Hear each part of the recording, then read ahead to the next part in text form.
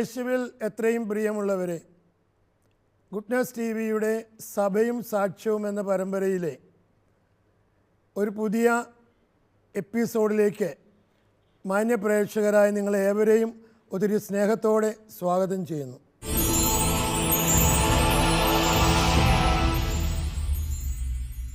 കഴിഞ്ഞ ഏതാനും എപ്പിസോഡുകളിൽ സഭയിൽ അൽമായരുടെ പങ്കാളിത്തത്തെക്കുറിച്ചും സാക്ഷ്യത്തെക്കുറിച്ചുമാണ് നമ്മൾ ചിന്തിച്ചുകൊണ്ടിരുന്നത്.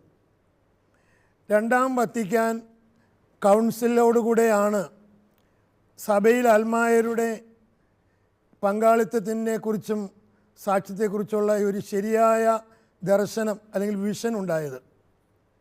നമ്മൾ ആ കാര്യങ്ങൾ തുടർന്നുള്ള എപ്പിസോഡിൽ ഇന്ന് ചർച്ച ചെയ്യുകയാണ്. ഈ കാര്യങ്ങൾ നമ്മളുമായിട്ട് പങ്കുവയ്ക്കുവാൻ ഇന്ന് നമ്മോട് കൂടിയുള്ള സ്നേഹബഹുമാനപ്പെട്ട ഫിലിപ്പ് തൈലച്ചനെ നിങ്ങളുടെ ഏവരുടെയും പേരിൽ ഒത്തിരി സ്നേഹത്തോടെ സ്വാഗതം ചെയ്യുന്നു. പ്രിയപ്പെട്ട അച്ഛ, രണ്ടാം വത്തിക്കാൻ കൗൺസിലിലൂടെയാണ് അൽമായരുടെ സാക്ഷ്യത്തെക്കുറിച്ചുള്ള അല്ലെങ്കിൽ അവരുടെ പങ്കാളിത്തത്തെക്കുറിച്ചുള്ള വ്യക്തമായൊരു ദർശനമുണ്ടായതെന്ന് നമ്മൾ കഴിഞ്ഞ പ്രാവശ്യം പറഞ്ഞു. എന്താണ് ഈ ദർശനം? എന്താണ് ഈ പുതിയ വിഷൻ? ഒന്ന് പങ്കുവയ്ക്കാമോ? സഭ എന്ന് പറഞ്ഞാൽ ദൈവജനം ആണ് എന്ന ആശയം രണ്ടാം വത്തിക്കാൻ സുനോഗദോസാണ് ഊന്നിപ്പറഞ്ഞിരിക്കുന്നത്. അതാണ് രണ്ടാം വത്തിക്കാൻ സുനോഗദോസിൻ്റെ ഒരു പുതിയ ദർശനം എന്ന് പറയുന്നത്, സഭയെക്കുറിച്ചുള്ള ദർശനം. അത് ബൈബിൾ അടിസ്ഥാനപ്പെടുത്തിയിട്ടുള്ള ഒരു ദർശനമാണ്. അതായത് യേശുക്രിസ്തുവിൽ സ്നാനമേറ്റവരുടെ സമൂഹമാണ് സഭ. അത് കൊരിന്ത്യർക്കെഴുതിയ 1-ാം ലേഖനം 12-ാമത്തെ അധ്യായത്തിൽ അത് വ്യക്തമാക്കുന്നുണ്ട്. സഭ എന്ന് പറയുമ്പോൾ അത് യേശുക്രിസ്തു ശിരസ്സായിട്ടുള്ള ശരീരത്തിലെ അവയവങ്ങളാണ് സഭയിൽ വിശ്വാസികൾ എന്ന് പറയുന്നത്. ഇപ്പോൾ ക്രിസ്തുവിൻ്റെ ഭൗതിക ശരീരമാണ് സഭ. അതിൽ ശിരസ് ക്രിസ്തുവും അവയവങ്ങൾ വിശ്വാസികളും. അത് കൊരിന്ത്യർക്കെഴുതിയ 1-ാം ലേഖനം 12-ാം അധ്യായത്തിൽ 12 മുതലുള്ള വാക്യങ്ങളിൽ നമ്മൾ കാണുന്നുണ്ട്. അതിൽ ഏതാനും വാക്യങ്ങൾ സാർ ഒന്ന് വായിക്കുക. കൊരിന്ത്യർക്കെഴുതിയ 1-ാം ലേഖനം 12-ാമത്തെ അധ്യായം. ശരീരം ഒന്നാണെങ്കിലും അതിൽ പല അവയവങ്ങളുണ്ട്. അവയവങ്ങൾ പലതെങ്കിലും അവയെല്ലാം ചേർന്ന് ഏക ശരീരമായിരിക്കുന്നു. അതുപോലെ തന്നെയാണ് ക്രിസ്തു. നമ്മളെല്ലാവരും ഒരേ ആത്മാവിൽ ഏക ശരീരമാകാൻ ജ്ഞാനസ്നാനമേറ്റു. നമ്മളെല്ലാവരും ഒരേ ശരീരമാകാനായിട്ട് ഏക ശരീരമാകാൻ വേണ്ടിയിട്ട് ജ്ഞാനസ്നാനമേറ്റു. ഒരു ശരീരത്തിൽ പല അവയവങ്ങളുണ്ട്. ഇതുപോലെയാണ് വിശ്വാസികൾ എല്ലാവരും കൂടി ചേർന്നതാണ് സഭാസമൂഹം എന്ന് പറയുന്നത്, സഭ. അപ്പോൾ അവിടെ സഭയിൽ മാർപ്പാപ്പ, മെത്രാന്മാർ, വൈദികർ, സമർപ്പിതർ, സാധാരണ അൽമായർ, വിശ്വാസികൾ എന്ന് നമ്മൾ പൊതുവെ പറയുന്ന ഒരു ഗണം. അപ്പോൾ ഇവരെല്ലാവരും ഏകശരീരമായി തീരാൻ വേണ്ടിയിട്ട് യേശുക്രിസ്തുവിൽ സ്നാനമേറ്റവരുടെ സമൂഹത്തിലെ അംഗങ്ങളാണ്. അപ്പോൾ ഇങ്ങനെ ഹൈറാർക്കിക്കലായിട്ടുള്ള ഒരു സ്ട്രക്ചർ ഉണ്ടെങ്കിലും ശരി, അവർ ഏകശരീരം ക്രിസ്തുവിൽ ഏകരാണ് എന്നുള്ള. അപ്പോൾ സഭയെന്ന് പറയുമ്പോൾ ഇവരെല്ലാം ഉൾപ്പെടുന്നതാണ് എന്നുള്ളൊരു കാര്യമാണ്. അപ്പോൾ വിശാലമായ അർത്ഥത്തിൽ വിശ്വാസികൾ എന്ന് പറയുമ്പോൾ എല്ലാവരും.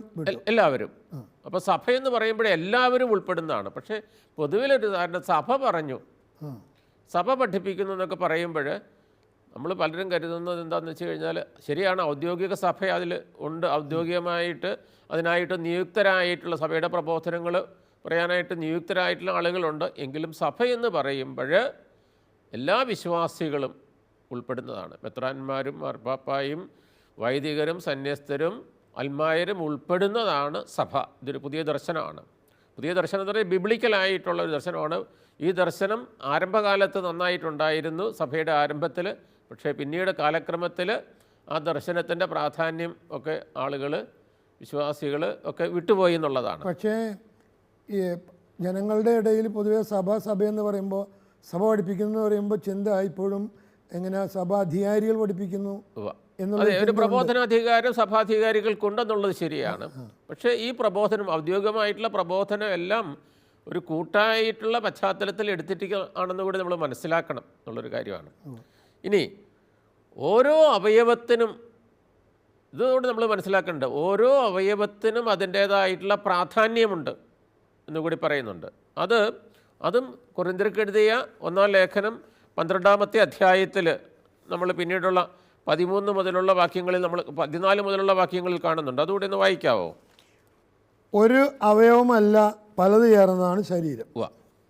ഞാൻ കൈ അല്ലാത്തതിനാൽ ശരീരത്തിൻ്റെ ഭാഗമല്ല എന്ന് കാൽ പറഞ്ഞാൽ അത് ശരീരത്തിൻ്റെ ഭാഗമല്ലെന്ന് വരുമോ?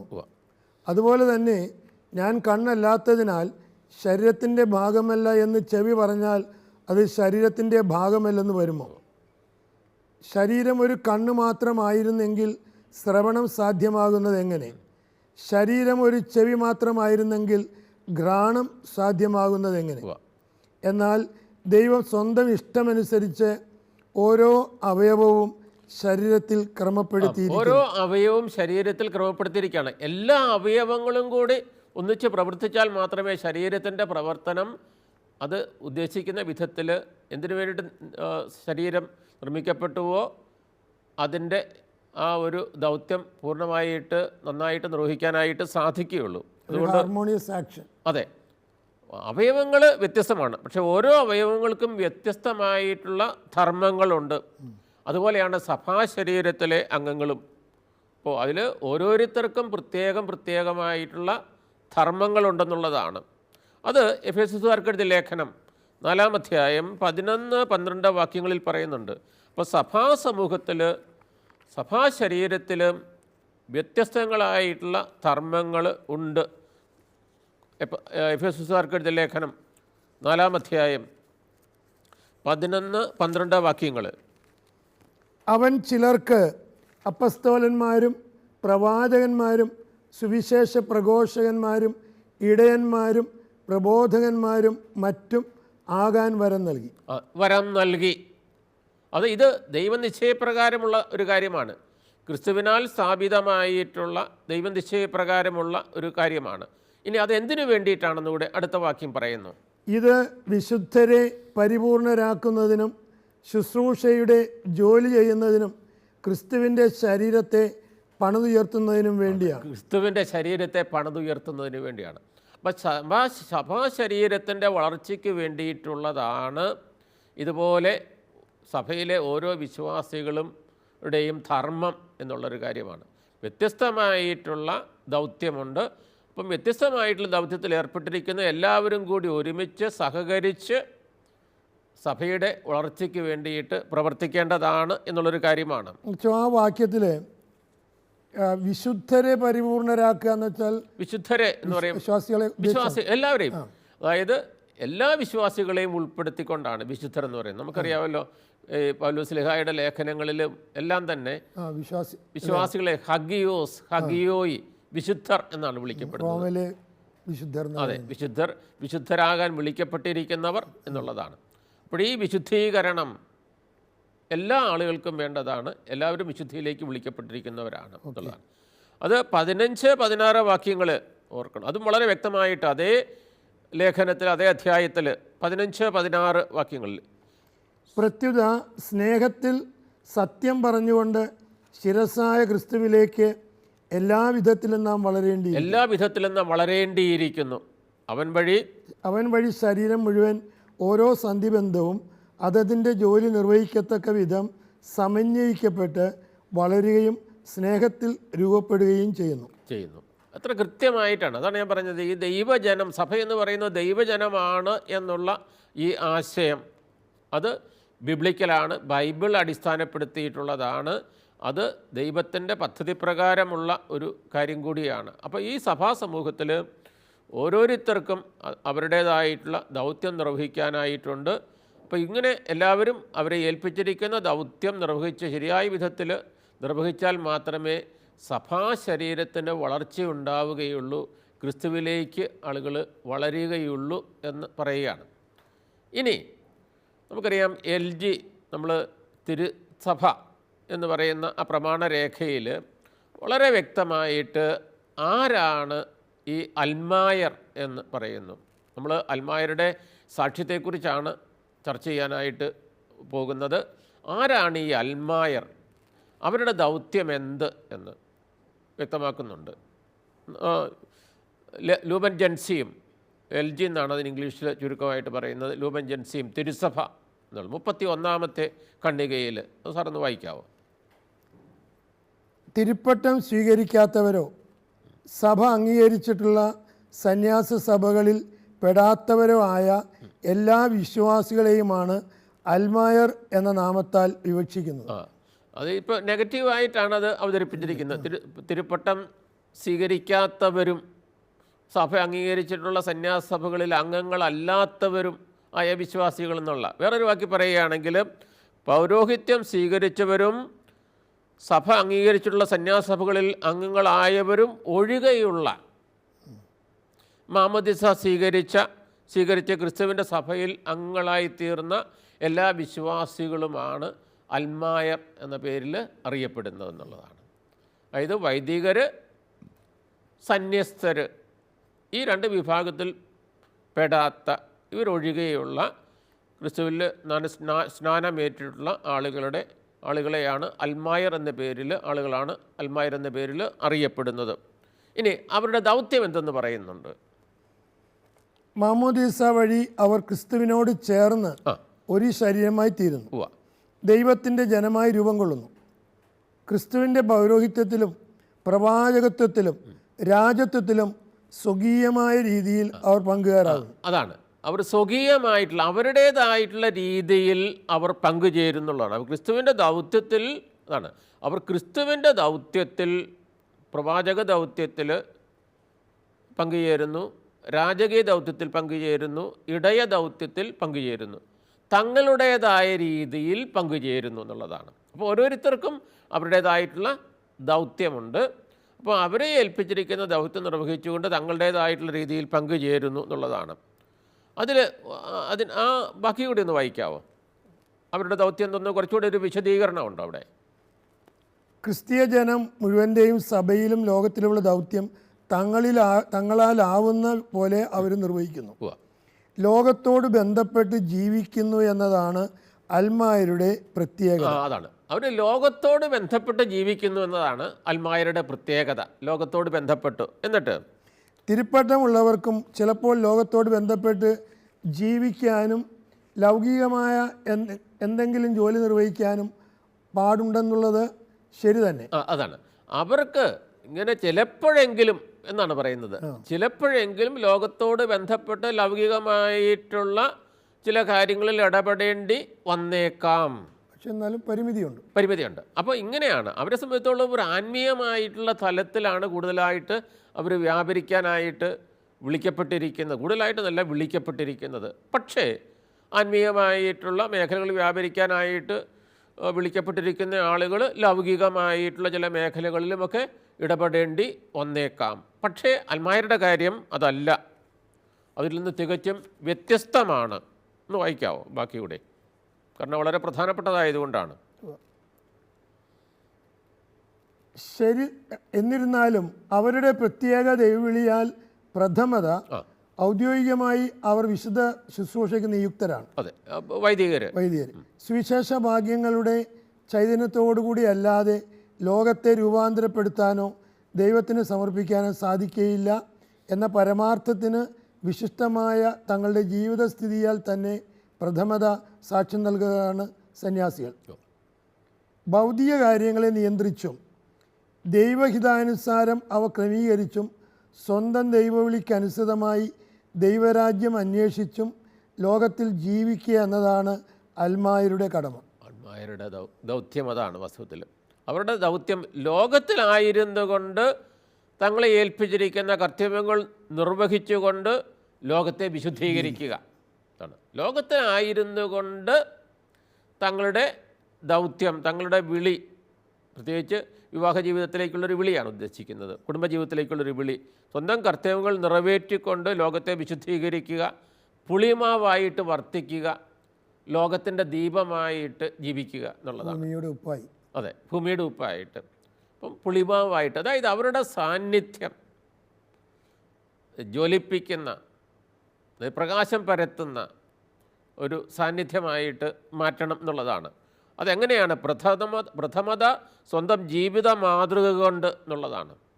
തങ്ങൾ ഇടപെടുന്ന മേഖലകളിലെല്ലാം പ്രകാശം പരത്താനായിട്ട് വിളിക്കപ്പെട്ടിരിക്കുന്നു എന്നുള്ളതാണ്. ഇടപെടുന്ന മേഖലകളിലെല്ലാം. കാരണം എന്നിട്ട് അതുവഴിയായിട്ട് ഇടപെടുന്ന മേഖലകളിൽ പ്രകാശം പരത്തുകയും ലോകത്തെ ട്രാൻസ്ഫോം ചെയ്യുകയും ചെയ്യുന്നുള്ളതാണ്, ലോകത്തെ മാറ്റുകയും ചെയ്യുക എന്നുള്ളതാണ്. അപ്പോൾ ഈ വൈദികരുടെയും സന്യസ്തരുടെയും ഒക്കെ ലോകം എന്ന് പറയുന്നത് ഒരു ചുരുങ്ങിയ ഒരു ലോകമാണ്. മറ്റൊന്ന് പറയുന്നത് ഒരു വിശാലമായിട്ടുള്ള ലോകമാണ്. എന്ന് പറയുമ്പോൾ അവർ ഇടപെടുന്ന മേഖലകൾ എന്ന് പറയുന്നത് വിശാലമാണ്, അവർ ഇടപെടുന്ന വ്യക്തികൾ വിശാലമാണ്. അപ്പോൾ ഈ മേഖലകളിലെല്ലാം പ്രകാശം പരത്തുന്ന, അവിടെയെല്ലാം സ്വന്തം ജീവിതം കൊണ്ട് വിശുദ്ധീകരിക്കുന്ന ഒരു വലിയ സാക്ഷ്യമാണ് അൽമായർ നടത്തുന്നത് എന്നാണ് പറയുന്നത്. അപ്പോൾ അതുകൊണ്ട് നമ്മൾ ശ്രദ്ധിക്കേണ്ട ഒരു കാര്യം എന്ന് പറയുന്നത്, അൽമായരുടെ സജീവമായിട്ടുള്ള പ്രവർത്തനം അത് സഭയെ വളർത്തുന്ന പ്രവർത്തനമാണ്. എന്ന് പറഞ്ഞാൽ അൽമായർ സജീവമല്ലാത്ത, അവരുടെ ദൗത്യം സജീവമായിട്ട് നിർവഹിക്കാത്ത ഒരു സഭാ സമൂഹം എന്ന് പറയുന്നത് എല്ലാ അർത്ഥത്തിലും അവർ പ്രവർത്തിക്കുന്നില്ലെങ്കിൽ സുസ്ഥാപിതമായിട്ടുള്ള ഒരു സഭാ സമൂഹമാണ്, ജീവനുള്ള ഒരു സഭാ സമൂഹമാണെന്ന് നമുക്ക് പറയാനായിട്ട് സാധിക്കുകയില്ല എന്നുള്ളതാണ്. അതായത് നമുക്കറിയാം 99.9% സഭയിൽ അൽമായരാണ്, അതിലധികം അൽമായരാണ്. അപ്പോൾ അങ്ങനെയുള്ള മഹാഭൂരിപക്ഷം ഉള്ള അംഗങ്ങളായിട്ടുള്ള സഭയിൽ അവർ സജീവമായിട്ട് പ്രവർത്തിക്കുന്നില്ലെങ്കിൽ സഭ നിർജീവമായിട്ടുള്ള ഒരു വ്യവസ്ഥാപിതമായിട്ടുള്ള, സുസ്ഥാപിതമായിട്ടുള്ള, വ്യവസ്ഥാപിതം എന്നല്ല സുസ്ഥാപിതമായിട്ടുള്ളൊരു സഭയാണെന്ന്, ജീവനുള്ളൊരു സഭയാണെന്ന് പറയാനായിട്ട് സാധിക്കില്ല. അപ്പോൾ അവരുടെ പ്രവർത്തനം എങ്ങനെയാണ് അത് നമുക്ക് പിന്നീട് അതേക്കുറിച്ച് തരാം. അത് അവരുടെ കുടുംബത്തിൽ, ഇടവകകളിൽ, രൂപതകളിൽ, ആഗോള സഭയിൽ, ലോകത്തിൽ മുഴുവനും അവരുടെ ഈ സാന്നിധ്യം വളരെ സാക്ഷ്യം നൽകുന്നൊരു സാന്നിധ്യമാണ്. അതുകൊണ്ട് മാർപ്പാപ്പായോ മെത്രാന്മാരോ വൈദികരോ സന്യസ്തരോ മാത്രം പ്രവർത്തിച്ചു കഴിഞ്ഞാൽ സഭ സജീവമാണെന്ന് നമുക്ക് പറയാനായിട്ട് സാധിക്കുകയില്ല. അപ്പോൾ ഇക്കാര്യത്തിൽ അൽമായർക്ക് ഒരു കാര്യമായ ബോധ്യത്തിലേക്ക് കടന്നു വരണമെന്ന് അർത്ഥം. തീർച്ചയായിട്ടും അതിൻ്റെ കുറവുകൊണ്ടായിരിക്കാം ഇങ്ങനെയൊക്കെ വരുന്നത്. അത് നമുക്കറിയാമല്ലോ. ഇപ്പോഴും നമുക്ക് പൊതുവേ നമ്മൾ പറഞ്ഞു വരുന്ന യൂറോപ്പിലും അമേരിക്കയിലും, അത് വടക്കേ അമേരിക്കയിലും തെക്കേ അമേരിക്കയിലും ഒക്കെ സഭ അത്ര സജീവമല്ല, ദൈവവിളികളും വളരെ കുറവാണ്. അപ്പോൾ അതിനൊരു പ്രധാന കാരണം എന്ന് പറയുന്നത്, പല കാരണങ്ങളിൽ ഒരു കാരണമെന്ന് പറയുന്നത് വിശ്വാസികളുടെ സമൂഹവും സജീവമല്ല എന്നുള്ളതാണ്. അപ്പോൾ അതുകൊണ്ട് വിശ്വാസികളുടെ വലിയൊരു ഉത്തരവാദിത്വത്തെക്കുറിച്ച് നമ്മൾ ചിന്തിക്കേണ്ട ഒരു കാലം കഴിഞ്ഞു എന്നുള്ളതാണ്. ഇനി അതോടൊപ്പം തന്നെ നമ്മൾ മനസ്സിലാക്കേണ്ട വേറൊരു കാര്യം, ഇപ്പം ഇവിടെ അൽമായരും അതോടൊപ്പം തന്നെ സഭാസമൂഹത്തിലെ ഹൈറാർക്കിയിൽപ്പെട്ട ആളുകളും തുല്യരാണെന്നുള്ള യാഥാർത്ഥ്യം. അപ്പം ഇങ്ങനെ ഓരോരുത്തർക്കും പ്രത്യേകമായിട്ടുള്ള ദൗത്യമുണ്ടെങ്കിലും യേശുക്രിസ്തുവിൽ എല്ലാവരും തുല്യരാണ്. അത് ഈ തിരുസഭ എന്ന് പറയുന്ന പ്രമാണരേഖയിൽ പറയുന്നുണ്ട്. അതിലൊക്കെ മുമ്പായിട്ട് ബൈബിളിൽ പറയുന്ന ഒരു കാര്യമാണ് ഗലാത്യർക്കെഴുതിയ ലേഖനം. ഗലാത്യർക്കെഴുതിയ ലേഖനത്തിൽ 3-ാം അധ്യായം 28-ാമത്തെ വാക്യത്തിൽ എല്ലാവരും തുല്യരാണ്, വിശ്വാസത്തിലേക്ക് പ്രവേശിച്ചിട്ടുള്ള എല്ലാവരും. ഗലാത്യർക്കെഴുതിയ ലേഖനം 3-ാം അധ്യായം 28-ാമത്തെ വാക്യം സാറൊന്ന് വായിക്കുമോ? യഹൂദനെന്നോ ഗ്രീക്കുകാരനെന്നോ അടിമയെന്നോ സ്വതന്ത്രനെന്നോ പുരുഷനെന്നോ സ്ത്രീയെന്നോ വ്യത്യാസമില്ല, നിങ്ങളെല്ലാവരും യേശുക്രിസ്തുവിൽ ഒന്നാണ്. നിങ്ങളെല്ലാവരും യേശുക്രിസ്തുവിൽ ഒന്നാണെന്നുള്ളതാണ്, ഇവിടെ വ്യത്യാസമില്ല. അപ്പോൾ ഈ ആശയം വളരെ മനോഹരമായിട്ട് തിരുസഭയുടെ പ്രമാണരേഖയിൽ 32-ാമത്തെ പാരഗ്രാഫിൽ അത് പറയുന്നുണ്ട്. ഒന്ന് വായിക്കുമോ? സഭയിൽ എല്ലാവരും ഒരേ പാതയിലൂടെയല്ല ചരിക്കുന്നതെങ്കിലും എല്ലാവരും വിശുദ്ധി പ്രാപിക്കാനായി വിളിക്കപ്പെട്ടവരാണ്. ഒരേ പാതയിലൂടെ അല്ല. അതിൻ്റെ കാരണം എന്താണെന്ന് ഇവിടെ ഉദ്ദേശിക്കുന്നത് എന്താണെന്ന് വെച്ച് കഴിഞ്ഞാൽ അതിൽ പുരോഹിതരുണ്ട്, സന്യസ്തരുണ്ട്, അതുപോലെ തന്നെ വിവാഹ ജീവിതത്തിലേക്ക് കുടുംബജീവിതത്തിലേക്ക് വിളിക്കപ്പെട്ടിരിക്കുന്നവരുണ്ട്. ഒരേ പാതയിലൂടെ അല്ല സഞ്ചരിക്കുന്നതെങ്കിലും ദൈവനീതിയാൽ വിശ്വാസത്തിൽ എല്ലാവരും തുല്യയോഗ്യതയുള്ളവരാണ്. തുല്യ യോഗ്യതയുള്ളവരാണ്. വിശ്വാസത്തിൽ എല്ലാവരും ദൈവനീതിയാൽ, ഓർക്കണം, ദൈവനീതിയാൽ വിശ്വാസത്തിൽ എല്ലാവരും തുല്യ യോഗ്യതയുള്ളവരാണ്. ക്രിസ്തുവിൻ്റെ അഭീഷ്ടാനുസരണം ചിലരെ മറ്റുള്ളവർക്ക് വേണ്ടി ഉപദേഷ്ടാക്കളായും ദിവ്യരഹസ്യങ്ങളുടെ വിതരണക്കാരായും അജപാലകരായും നിയമിച്ചിരിക്കുന്നു. എങ്കിലും എല്ലാവരും തുല്യ മാഹാത്മ്യമുള്ളവരാണ്. എല്ലാവരും തുല്യ മാഹാത്മ്യമുള്ളവരാണ്. അത് ഓർക്കേണ്ട ഒരു കാര്യമാണ്. രണ്ടു കൂട്ടരും, അത് വൈദികരും പിതാക്കന്മാരും മെത്രാന്മാരും അൽമായരും ഓർക്കേണ്ട കാര്യമാണ്. എല്ലാവരും തുല്യ മാഹാത്മ്യമുള്ളവരാണ് എന്നുള്ളതാണ്. ഒരാൾ വേറൊരാളേക്കാൾ മേന്മയില്ല. ഇനി ശുശ്രൂഷ പൗരോഹിത്യം എന്തിനാണ്? അത് ശുശ്രൂഷയ്ക്ക് വേണ്ടിയിട്ടുള്ളതാണ്. ഈ അല്പം മുമ്പ് വായിച്ചതിനകത്ത് പറയുന്നുണ്ട്. ഒന്നുകൂടെ വായിക്കാം ബാക്കി. ക്രിസ്തുവിൻ്റെ ശരീരത്തെ കരുപ്പിടിപ്പിക്കുക എന്ന ചുമതലയിലും എല്ലാ വിശ്വാസികളും സമന്മാരാണ്. അപ്പോൾ ക്രിസ്തുവിൻ്റെ ശരീരത്തെ വളർത്തുക എന്ന ദൗത്യത്തിലും എല്ലാ വിശ്വാസികളും സമന്മാരാണ്. അത് എല്ലാവരും ഓർക്കേണ്ട ഒരു കാര്യമാണ്. നമ്മൾ പുരോഹിതർ വിശ്വാസികളൊക്കെ പറയുന്ന ഒരു കാര്യം, അതായത് ശുശ്രൂഷ പൗരോഹിത്യത്തിലേക്കുള്ള വിളി ക്രിസ്തുവിൻ്റെ ദാനമാണ് എന്നുള്ളതാണ്. അപ്പം ദാനമാണെങ്കിൽ, ദാനമാണ് ആ നിലയ്ക്ക് പൗരോഹിത്യത്തിലേക്ക് പ്രവേശിച്ചിട്ടുള്ള ആളുകൾ, പുരോഹിതരായിട്ടുള്ള ആളുകൾ തങ്ങൾക്ക് ലഭിച്ചിരിക്കുന്ന ഈ വിളിയിൽ അഹങ്കരിക്കാനായിട്ട് ഒന്നുമില്ലെന്ന് മാത്രമല്ല, അതിൻ്റെ പേരിൽ ഔദ്ധത്യം കാണിക്കാനായിട്ടില്ല എന്നുകൂടി ഞാനടക്കമുള്ള ആളുകൾ ഓർത്തിരിക്കേണ്ടതാണ് എന്നുള്ളൊരു കാര്യമാണ്. ചിലപ്പോഴൊക്കെ ഞാനത് പറയുന്നതിൻ്റെ കാരണം ചിലപ്പോഴെങ്കിലും ഞങ്ങൾ അത് മറന്നുപോയി പ്രവർത്തിക്കുന്നുണ്ടെന്നുള്ളതാണ്. അപ്പോൾ ദാനമായിരിക്കെ പൗലോസ് പറയുന്നത് പോലെ ദാനമായിരിക്കെ എല്ലാം സ്വന്തമെന്ന് കരുതി നീ എന്തിന് അഹങ്കരിക്കുന്നു എന്നുള്ളൊരു ചോദ്യം ഉണ്ട് ഇതിൻ്റെ അകത്ത്. അതൊരു പ്രസക്തമായിട്ടുള്ള ഒരു കാര്യമാണ്. ആർത്തം തന്നെ ആയിരിക്കണമല്ലോ കൊറിന്തോസ് ലേഖനത്തിൽ ഈ നിധി മൺകുടങ്ങളിലാണ് നൽകപ്പെട്ടിരിക്കുന്നതെന്ന് പറയുമ്പോഴും നമ്മുടെ ഈ വിളി തന്നെ മൺകുടങ്ങളിലാണ് നൽകപ്പെട്ടിരിക്കുന്നത്. എപ്പോൾ വേണമെങ്കിലും തകർന്നു പോകാവുന്നതാണ്. ഓക്കെ. അപ്പം ഇനി തുല്യരാണ്. അപ്പോൾ ഇവർ രണ്ടു കൂട്ടരും നമ്മുടെ ഹൈറാർക്കിയിൽ വിഭാഗത്തിൽപ്പെട്ട പുരോഹിതരും അതുപോലെ തന്നെ ഹൈറാർക്കിയിൽ ഈ ഒരു തലത്തിൽ ഏറ്റവും താഴേക്കിടയിൽ പിരമിഡിക്കൽ സ്ട്രക്ചറാണല്ലോ എന്ന് നമ്മൾ കരുതുന്ന വിശ്വാസികളും തുല്യരെന്നുള്ള നിലയിലും അത് ഒരു കണക്കാക്കണം. പക്ഷേ എല്ലാവരും കൂടി ഒരുമിച്ച് സഹവർത്തിത്വത്തിൽ സഭാശരീരത്തെ വളർത്താനായിട്ട് ഒത്തൊരുമിച്ച് പ്രവർത്തിക്കണം എന്നുള്ളതാണ്. നമുക്ക് ഈ എപ്പിസോഡ് അവസാനിപ്പിക്കാൻ സമയമായി അച്ഛാ. യേശുവിൽ പ്രിയമുള്ളവരെ, നമ്മൾ ഈ എപ്പിസോഡിൽ ചിന്തിച്ചുകൊണ്ടിരുന്നത് അൽമായരുടെ സാക്ഷ്യത്തിൽ സഭ രണ്ടാം വത്തിക്കാൻ കൗൺസിലിന് ശേഷം ഉണ്ടായ പുതിയ കാഴ്ചപ്പാടിനെക്കുറിച്ചാണ് ബഹുമാനപ്പെട്ട ഫിലിപ്പച്ചൻ നമ്മളുമായിട്ട് പങ്കുവെച്ചത്. ആ ചിന്ത നമ്മൾ അടുത്ത എപ്പിസോഡുകളിൽ തുടരുന്നതാണ്.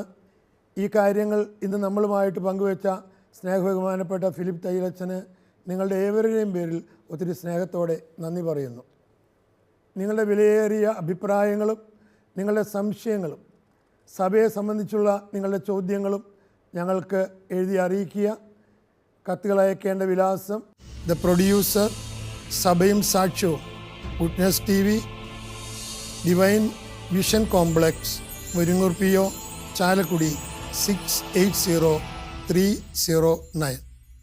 മറ്റൊരു എപ്പിസോഡിൽ നമ്മൾ വീണ്ടും കണ്ടുമുട്ടാമെന്ന പ്രതീക്ഷയോടെ നന്ദി, നമസ്കാരം.